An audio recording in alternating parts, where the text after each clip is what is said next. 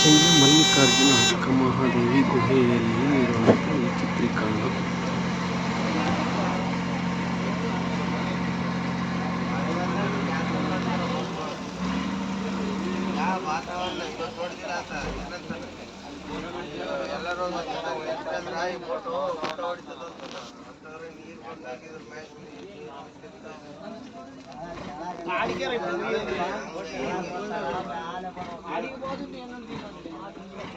ఎక్కడ డ్రాప్ చేస్తారా? శిలాధారణం తిరుపతిలో చూసుంటారు కదా, అది 20 అడుగులు పొడిగా ఉండదు, 200 అడుగులు పొడుగు, 14 అడుగులు వెడల్పు ఉంటుంది. ఒక భౌగోళిక అద్భుతంగా చెప్పబడుతున్న శిలాతోరణం. అక్కడికి వెళ్ళిన తర్వాత అమ్మవారి విగ్రహం చూపిస్తాను. ఆవిడ అక్కమహాదేవి అంటే ఆవిడ కర్ణాటకలోనే శివమొగ్గ డిస్టిక్ ఉడితాడు అనే చిన్న విలేజ్ లో జన్మించింది. వీళ్ళ తల్లిదండ్రుల పేరు నిర్మలా శెట్టి, సుమతి. వీళ్ళు వీరశైవ మతస్థులు. వీళ్ళు ఈ వీరశైవులకి ఏంటంటే వీళ్ళు ఓన్లీ భ్రమరాంబ మల్లికార్జున స్వామిని కొలుస్తారు. వీళ్ళు వేరే దేవుని కొలవరు. వీళ్ళు అక్కమహాదేవి తల్లిదండ్రులకు చాలా వరకు సంతానం ఉండదు. వీళ్ళు సంతానం కోసం పరితపించే టైంలో సాధువులు, విద్వాంసులు, వేద పండితులంతా మీరు అజారపడద్దు, మీ భ్రమరాంబాదేవి అంశ వల్ల ఆడపిల్ల పుట్టబోతుందని చెప్తుంటారు. అయినా సరే పిల్లల కోసం బాధపడుతూనే ఉంటారు. వీళ్ళు కొన్నాళ్ళకి ఆడపిల్ల పుడుతుంది. పుట్టిన వెంటనే మహాదేవుని నామకరణం చేస్తారు. యోగులు, సిద్ధులంతా శివ శరణి పిలిచేవారు. అక్క మహాదేవ అమ్మవారి విద్యాభ్యాసం అంతా బసవేశ్వర గురువుగారి దగ్గర జరుగుతుంది. ఆయన నిత్య శివారాధకుడు. ఆయన అమ్మవారి జాతకం రీత్యా వాళ్ళ తల్లిదండ్రులు చెప్తాడు, మీ అమ్మాయికి శివధ్యానం దొరుకుతుంది తల్లి అని. ఆ నియమంతోనే స్వామివారిని కొలవటం మొదలు పెడతారు. ఆవిడకి యుక్త వయసు వచ్చిన తర్వాత మల్లికార్జున స్వామి స్వరూపాన్ని చూసి చేసుకుంటే మల్లికార్జున స్వామిని పెళ్లి చేసుకోవాలని దృఢ సంకల్పంతో ఉండేది. అక్క మహాదేవ అమ్మవారు చాలా సౌందర్య రాశి. ఎంత సౌందర్య రాశి అంటే ఆవిడ అందాన్ని చూసి ప్రతి దేశాన్ని పరిపాలించే రాజులు అక్క మహాదేవిని పెళ్ళాడాలనుకునేవాడు. ఎప్పుడు ఆవిడ శరీర సౌందర్యం చూసి మురిసిపోయేది కదా, ఎప్పుడు శివారాధనలోనే ఉండేది. కర్ణాటకలో పుట్టి పెరిగింది కాబట్టి కర్ణాటక రాజ్యాన్ని పరిపాలించే రాజు కౌశిక మహారాజు అమ్మవారి అందాన్ని చూసి తన పట్టపురాణిగా చేసుకోవాలనుకుంటాడు. అనుకున్న తక్షణమే తన మంత్రి చేత అక్క మహాదేవి తల్లిదండ్రులకు కౌరు పంపిస్తాడు, మీ అమ్మాయిని నేను పెళ్లి చేసుకుంటానని. వాళ్ళు నిరాకరిస్తారు.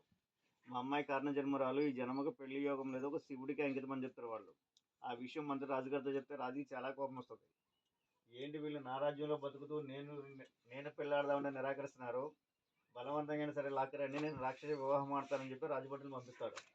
రాజభటులు వచ్చినప్పుడు అక్క మహాదేవి తల్లిదండ్రులు బాధపడుతూ ఉంటారు. ఏంటి మా అమ్మాయి జీవితం రాజు చెరలో మగ్గిపోవాల్సిందేనా, మా అమ్మాయి కంటూ శివధ్యానం దొరకదా అని. తల్లిదండ్రుల బాధ చూడలేక రాజుగారి దగ్గరికి వెళ్తుంది అమ్మవారు. రాజా, మనం పెళ్లి చేసుకుందాం, కాకపోతే నువ్వు 3 షరతులకు అంగీకరిస్తే నేను నిన్ను పెళ్ళాడతానంటది. అమ్మవారి అందానికి దాసుడై ఏ షరతుకైనా అంగీకరిస్తానంటాడు. ఫస్ట్ షరతుగా మత మార్పిడి విధానాన్ని అంగీకరించమని అడుగుతుంది. ఆయన జైన మతస్థుడు, వీళ్ళు వీరశైలువులు. జైన రాజ్యంలో వీరశైలువులు అంటే చాలా నీచంగా చూసేవాడు రాజుగారు. అయినా సరే అమ్మవారి అందాన్ని చూసి ఆ షరతుగా అంగీకరిస్తాడు. తాను కూడా మతం మారడానికి అంగీకరిస్తాడు అమ్మవారి అందాన్ని చూసి. రెండో షరతు ఏంటంటే నేను నీ రాజ్యంలో ఉన్నంతకాలం సాధు సన్యాసులకు నిత్య అన్నదానం చేయాలంటది. శ్రీశైలంలో కానీ కాశీలో ఒక్క సాధుకు అన్నదానం చేసిన లక్షల మందికి అన్నదానం చేసిన అవకాశం కలుగుతుంది. విన్నారు ఈ మాట? రాక్షసుని పెళ్ళాడటానికి కూడా సాధు సన్యాసికి అన్నదానం చేయమని అడిగింది అమ్మవారు రాజుని పెళ్ళాడటానికి. దాన్ని కూడా ఒప్పుకుంటాడు. మూడో షరతు ఏంటంటే నేను నీ రాజ్యంలో కొంతకాలం ధ్యానంలో కూర్చుంటాను, నా ధ్యానం అయిన తర్వాత పెళ్లి చేసుకుందాం, అంతవరకు నన్ను తాకవద్దంటది. దాన్ని కూడా ఒప్పుకుంటాడు. చేస్తే 1 రోజు 2 రోజులు ఎలా పెళ్లి చేసుకుంటారు కదా అని. తన రాజ్యంలోని చిన్న శివలింగాన్ని ఏర్పాటు చేసుకుని అమ్మవారు తపస్సులో కూర్చుంటుంది. రోజులు గడుస్తున్నాయి, నెలలు గడుస్తున్నాయి, సంవత్సరాలు గడిచిపోతూ ఉంటాయి. రాజుగారికి వృద్ధాప్య దశ దగ్గర పడుతుంది. ఈవెన్ తీసుకొచ్చి ఇంతకాలం పడి తపస్సులోనే కూర్చుంది, నా వయసు అయిపోతుంది, నేను ఎప్పుడు పెళ్ళాడాలని చెప్పి కామ వాంఛతో తపస్సులో ఉన్న అమ్మవారిని కౌగిలించుకుంటాడు రాజుగారు. ఆవిడ తపస్సు భంగం కలిగి లేస్తుంది. రాజా, నేను ఇంతకాలం బట్టి నీ రాజ్యంలో తపస్సు చేస్తున్నాను, నా భక్తిని నువ్వు గమనించలేదు, నీకు కావాల్సిందేంటి, ఈ తృచ్ఛమైన ఈ శరీరమే కదా, వచ్చి అనుభవించమని చెప్పి తన వస్త్రంలో తానుగా ఒక్కొక్కటి తీసి రాజుగారి ముందు దిగంబరగా నిలబడుతుంది. ఆ దిగంబరగా నిలబడ్డప్పుడు తల వెంట్రుకలే వస్త్రాలుగా ఏర్పడతాయి. అక్కడ విగ్రహం ఉంటుంది, నల్ల డ్రెస్ అంటారు, అందులో నల్ల డ్రెస్ కదా, అమ్మవారు దిగంబరి మొత్తం తల వెంట్రుకలే ఉంటుందండి. అప్పుడు ఆవిడలో జైన తీర్థంతుల వారు కనపడతాడు. రాజుగారికి కాళ్ళ మీద పడతాడు. అమ్మ, తెలియక చేసిన తప్పు కూడా నన్ను క్షమించు, నువ్వు ఎక్కడికి వెళ్ళొద్దు, నువ్వు నా రాజ్యంలో నువ్వు, నీకు సకల సంపదలు వజ్ర వైడూర్యాలు సమర్పిస్తాను తల్లి అంటాడు. అయ్యా, నేను నీకు కనువిప్పు కలిగించడానికి నేను ఈ రాజ్యానికి వచ్చాను, నీకు కనువిప్పు కలిగింది కాబట్టి నేను చెన్న మల్లికార్జున స్వామి దర్శనానికి వెళ్ళాలంటది. మన మల్లికార్జున స్వామి అంటాం, కర్ణాటక భక్తులంతా చెన్న మల్లికార్జున స్వామి అంటారు.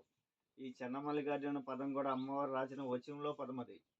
12వ శతాబ్దం అంటే సుమారుగా 800 సంవత్సరాల క్రితం ఆ కర్ణాటక నుంచి నల్లమల్ల ఫారెస్ట్లో అమ్మవారు దిగంబరిగానే రావడం జరిగింది. శ్రీశైలం 800 సంవత్సరాల క్రితం అంటే ఈ నల్లమల్ల ఫారెస్ట్ ఎలా ఉండేదో ఒకసారి ఆలోచించండి. క్రూరముగాలు మరియు ఒంటి మీద నూలు పోగు లేకుండా శ్రీ వ్యవస్థగా కర్ణాటక నుంచి శ్రీశైలం నడుచుకుంటూ రావటం అంటే శ్రీశైలానికంటే ముందు కళ్యాణపట్నంలో చెంచు తండాకి వెళ్తుందంట. అమ్మవారి వేషధారణ చూసి ఆ గ్రామంలో ఉన్న చెంచు వాళ్ళంతా పిచ్చిదని చెప్పి వాళ్ళతో చాలా హింసిస్తారంట. అదే ఊరు పొలిమేరలో ఉన్న మర్రి చెట్టు కింద చేద తీరదంట. ఆ ఊళ్ళో చిలకమ్మ అని ఒక మోగ ఆవిడ భిక్షాటం చేసుకుని సాయంత్రం వచ్చేసరికి అదే చెట్టు కింద వచ్చి వండుకుని తినేదంట. ఈవిడ రక్తం దెబ్బలు చూసి చిలకమ్మ నిత్య సపరీలు చేస్తుంది ఆకుపసలతో. ఈ సపరీలు చేయడం వల్ల ఆవిడకి నోటి మాట వస్తుంది. అదే విషయంలో గ్రామంలో చెంచు తండవాసులందరూ చెప్తాను, అమ్మవారు వనదేవత, నేను ఆవిడకి సాయం చేయడం వల్లే నాకు నోటి మాట వచ్చింది. అప్పటి నుంచి ఆ గ్రామంలో ఉన్న చెంచు వాళ్ళంతా ఈయన వనదేవతలు పూజించడం మొదలు పెడతారు.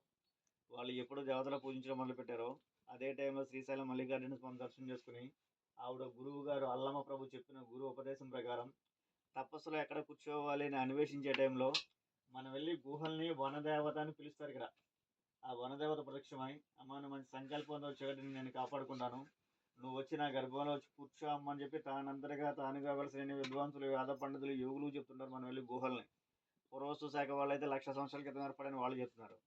దాని లోపలికి వెళ్ళి చాలా కఠోర తపస్సు చేస్తుంది అమ్మవారు. ఆవిడ తపస్సు వల్ల భ్రమరాంబ మల్లికార్జున స్వామి వాళ్ళు గుహలో ప్రత్యక్షమయ్యారని చరిత్ర ఉంది. దానికి నిదర్శనంగానే సహసిద్ధంగా వెళసిన శివలింగం ముందు గుహల్లో.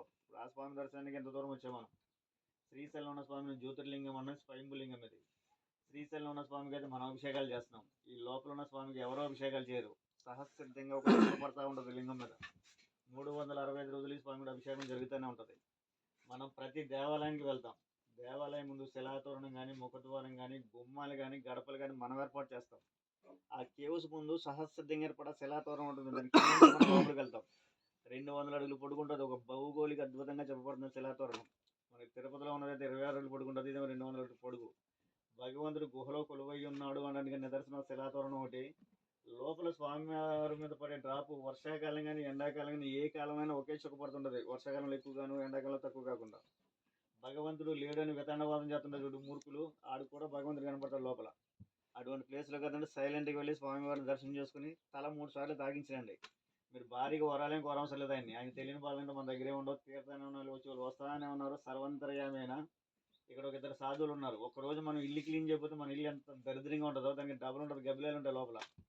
అది క్లీన్ చేయని స్వామివారికి పూజా కార్యక్రమాలు చేయని కార్తీక పౌర్ణమి, గురు పౌర్ణమికి మాత్రం అన్నదానం చేస్తుంటారు.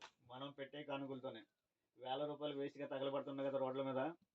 ఏమైనా కానుకలు పెట్టాలని మనసులో ఏమైనా ఉంటే చేతిలో కానీ పైజలో తీసుకుని స్వామికి తాగించిపోయండి. ఫస్ట్ రోజులు 50, 100, 100, 500 స్తోమత కొద్ది భగవంతుడు ఇచ్చిన డబ్బులు ఆయనకి పెడుతుంటారు, అన్నదానానికి ఉపయోగిస్తుంటారు. చూస్తుంటారు కదా ఉగాది టైంలో ఎక్కడెక్కడ మనకు అన్నదానం చేయడానికి కారణం. అటకేశ్వరం, సాక్షి గణపతి ప్రతి చోట అన్నదానం చేస్తుంటారు. ఇక్కడ కూడా నడిచొచ్చి వాళ్ళు చేస్తారు. ఈ 28, 29 తారీఖులో నడిచి వస్తారు. కానుకలు పెట్టాలంటే బయట